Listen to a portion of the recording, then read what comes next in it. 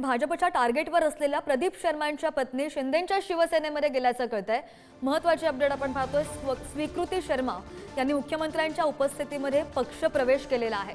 स्वीकृती शर्मा यांना अंधेरी पूर्व विधानसभा मतदारसंघातून तिकीट मिळण्याची शक्यता सुद्धा वर्तवण्यात येते आणि एंटालिया बाहेर स्फोटका प्रकरणात प्रदीप शर्मा हे अडचणीत आले होते। मात्र भाजपच्या आरोपांनंतर शर्मा तुरुंगात आहेत। सध्या जेलमधून जामिनावर बाहेर आहेत।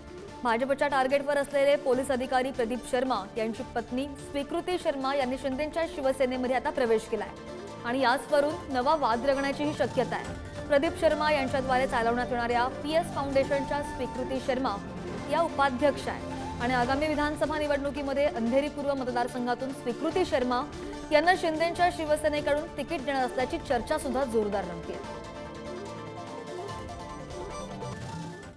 आणि प्रदीप शर्मा आणि वाद यावर सुद्धा एक नजर टाकूयात ग्राफिक्सच्या माध्यमातून। प्रदीप शर्मा मुंबईतील पोलीस अधिकारी आहेत। एन्काउंटर स्पेशलिस्ट अशी त्यांची ओळख आहे। अनेक हाय प्रोफाईल आणि वादग्रस्त प्रकरणांमध्ये त्यांचं नाव आहे।